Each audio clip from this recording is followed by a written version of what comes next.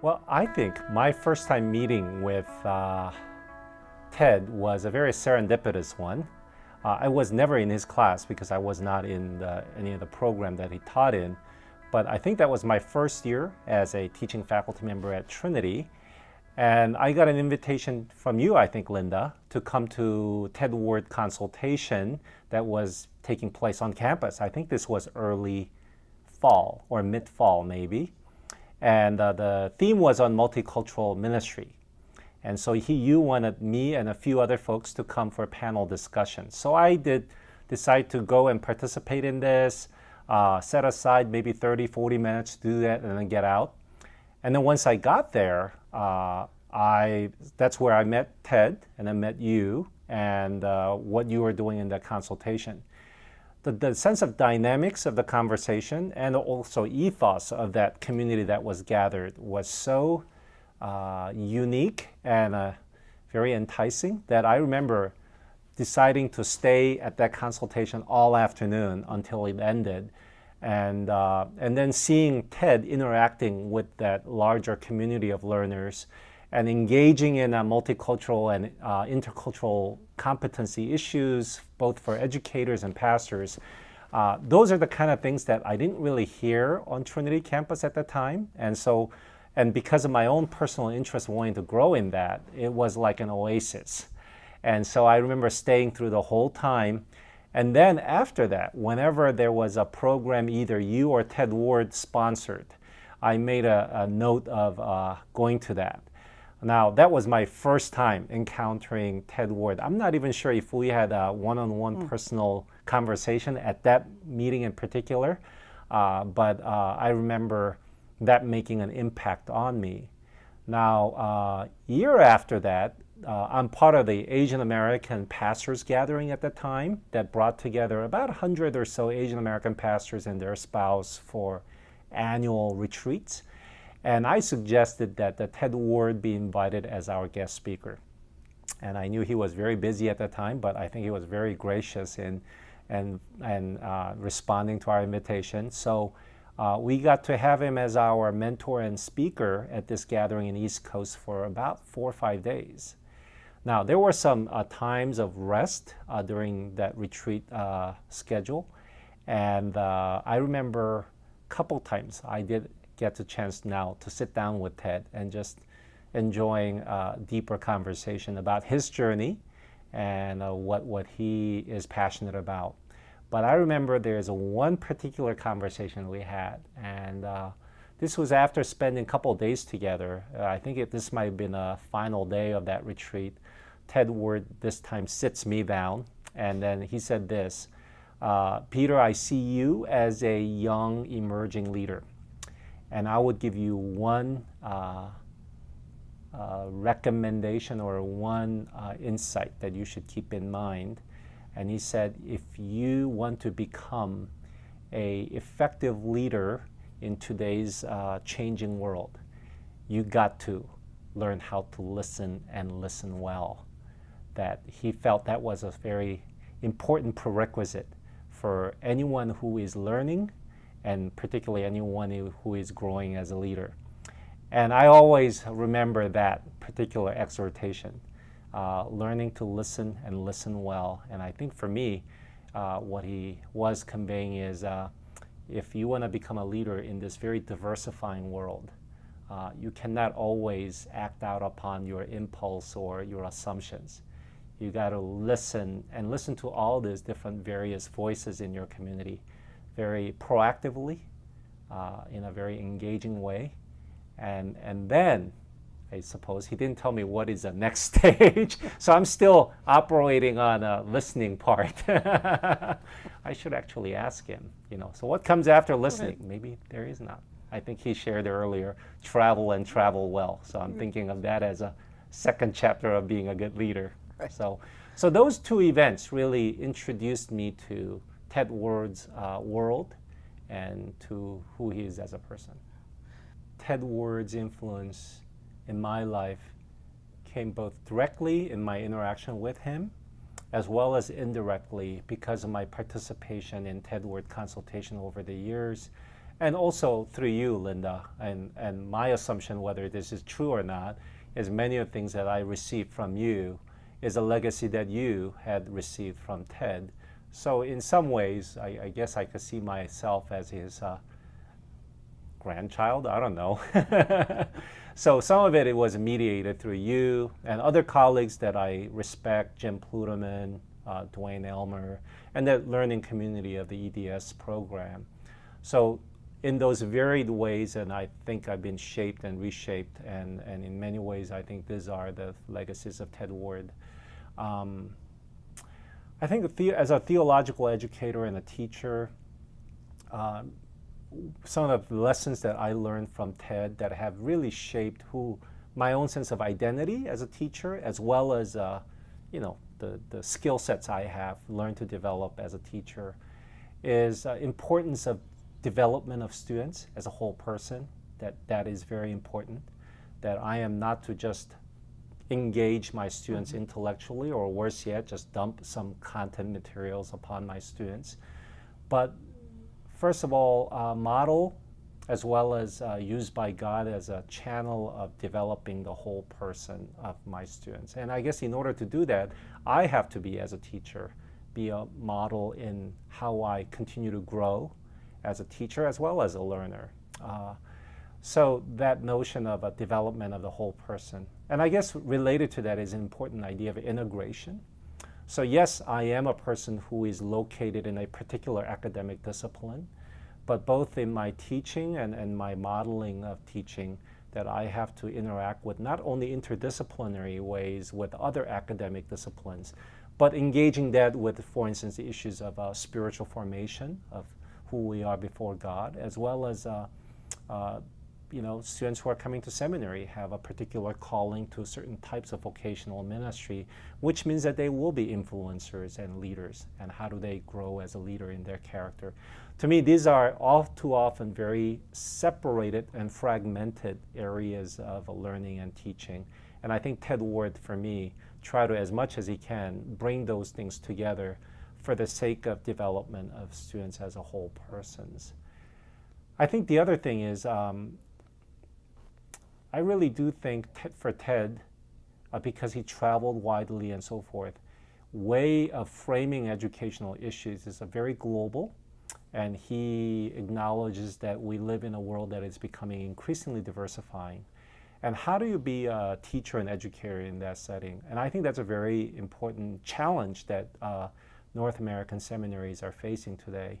I don't know if you heard this statistics, but there are now a number of studies that seem to indicate that by 2040, year 2040, there will no longer be a one numerical majority group in the United States. And that's a reality for which we should be training our future pastors and educators and so forth. Now, what I see often in evangelical seminary settings is that they are not either aware of that reality that is coming, or maybe they want to ignore or suppress that reality and still dwell in the past, if you will. The liberal mainline seminaries, I would often characterize their approach to diversity in education as a sort of increasing the size of the container model. So as you bring in more cultures, more ethnic groups, racial groups into this learning community, you simply add more centers or more classes that focus on their particular histories or theologies and so forth. So you have erection of many of these different silos, just enlarge the container, throw more things in, but really not being attentive to, so then how are these individuals or communities supposed to relate to each other in such a way that it does form a learning community? I think that's a huge challenge for more mainline liberal seminaries. I think Ted Ward brings certain ways of thinking about education, about development and formation, that could really give, particularly evangelical seminaries, different ways to approach this diversity factor in our learning community than what we've done thus far. More emphasis on developing intercultural competencies, emphasis on learning community as rightly understood. I think that would be a huge educational practice that could promote healthier relationship among different groups, and as well as just teachers as learners, that you're not continually dispensing a set knowledge, but that you are continually growing in a learning community, and being attentive to who are in the learning communities and how are they learning both as individuals and people groups. So I think he brings up a lot of these questions that really can lend to very generative conversations and creating insights together. I'm not sure if Ted, to me, is a person who see his role as bringing answers to the community or dispensing a complete product to us. I think his geniusness is raising right kind of questions and challenging us that, and then helping us with a certain framework of teaching and learning that can facilitate these things to happen. And at least because I had never sat in his formal classrooms, that's the part that I benefited most, the sets of questions that he brings to our conversations and certain creative framework that he creates for us to enter in and have this generative conversations about how to think about, in this case, diversity issues. But I've been always impressed with his both explicit and implicit commitment that he has as a person, that his larger calling is to serve the church, and that his encouragement to those of us who are serving an academic community, and I know he does quite a bit of work with a parachurch or a nonprofit organization types, consulting them, that it seems to me that he is seeing all these different institutions that are somehow to serve the cause and the mission of the church. And so for me, then currently as a full-time theological educator, how do I do, or what do I do with my own experiences and gifts in serving local churches? So as you know, I've been last 10 years very much involved in working with others, serving the needs of Asian North American congregations. And in some ways, I would say Ted Ward is a bit of a role model in bringing different vocational worlds together, working collaboratively to serve the larger cause of the gospel and the church. The thing that I learned from Ted Ward is this importance of the spirit of collaborativeness, and in particularly creating a culture of collaborativeness that invites not just like-minded people, but people who are coming from very different kinds of ministries, people who come from very different cultural and ethnic and racial backgrounds and so forth. I think it gave me a certain picture in my mind as I learned to journey with Ted Ward and Ted Ward's learning community, the Ted Ward consultation, is that what he has created in this learning community can be duplicated in other settings if we're attentive to some principal aspects of what is important to him. So to me, part of it is theologically and sociologically create a framework that defines what learning community is, that is quite different from what may happen in the secular settings and so forth.